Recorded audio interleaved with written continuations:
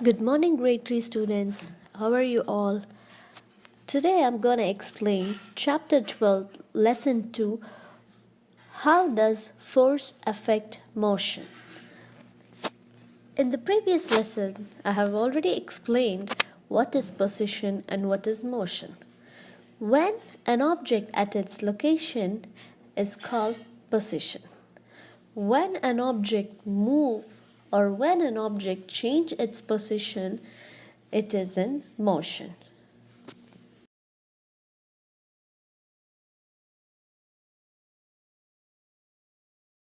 Let's start with today's lesson.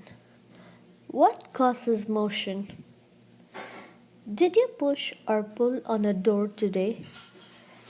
Yes, when you push or pull on any object, it is called force. A force is any push or pull.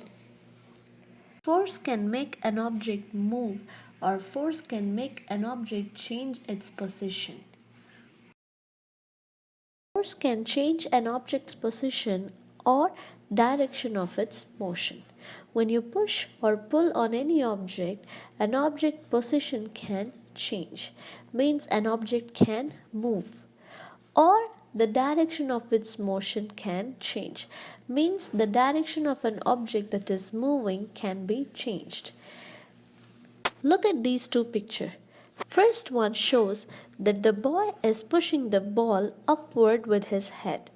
The ball comes downward because of gravity, but the boy is pushing the ball again in an opposite direction. So here the force acts on a ball. The ball is changing the direction of its motion. The second one shows when the girl throws a ball, the boy is throwing in an opposite direction. So, here we see how the force acts on the ball.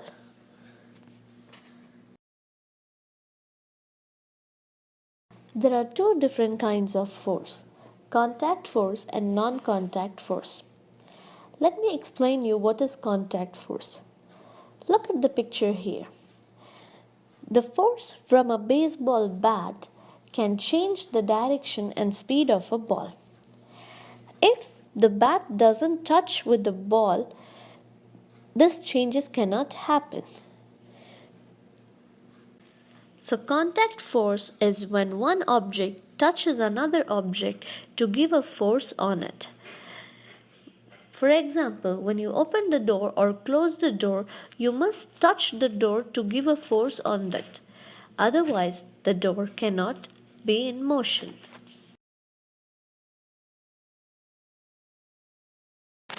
How much an object changes its direction and speed depends on how much force is used. Now look at these two pictures. The first picture, the boy is moving a shopping cart. The second picture, the woman is moving a shopping cart. Now, where you have more force, the boy or a woman? Of course, women have more force to move the shopping cart more than a boy. So here, when you have more force on an object, the object can move faster. When you give a less force on an object, the object will move slower.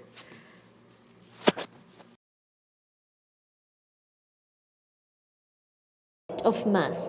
How an object moves also depends on how much mass it has. In one of the chapter, I have explained you what is mass.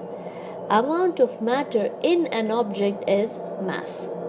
Now tell me which picture shows more mass. Yes, the second picture, because the first picture shows the shopping cart is empty, but the second picture has more amount of matter inside it. Now, guess which shopping carts need more force to move? Yes, the second picture, because it has more amount of mass. The first shopping cart is empty, you don't need much force to move and you can move faster. But the second picture shows it has more amount of mass in it, so you cannot move faster, and if you want to move it faster, you need to show more force on it. We go to the supermarket and when you start shopping, your cart is empty. You don't need to use more force to push it.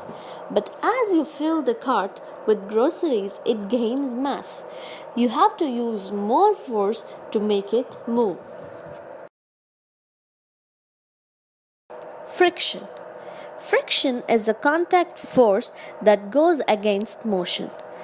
I told you what is contact force. When two objects touch each other and there is a force act on it, then it's a contact force.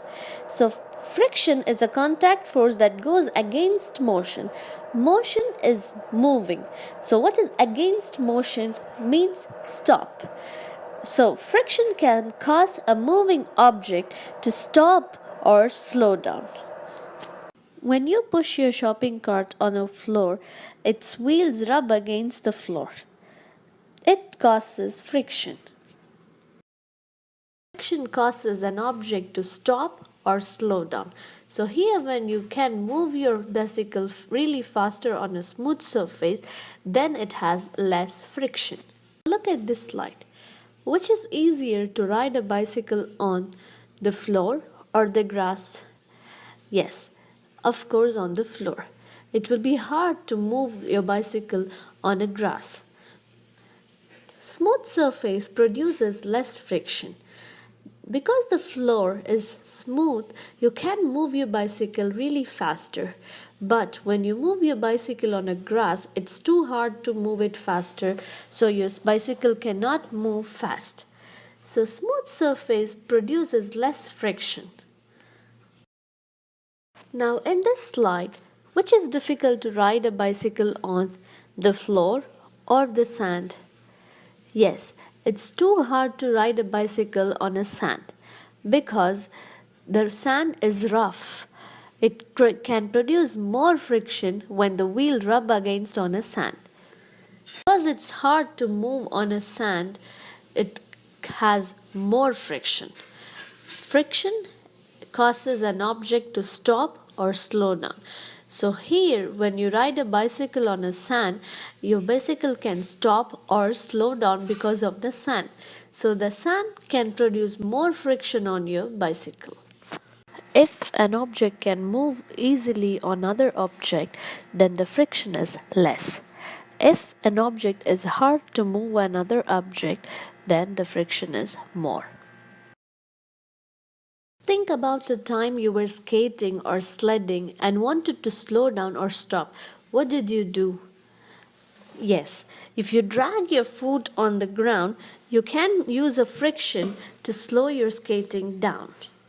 Because of the skating wheel and the floor rub against each other, it can cause friction, so you can stop or slow down on your skating.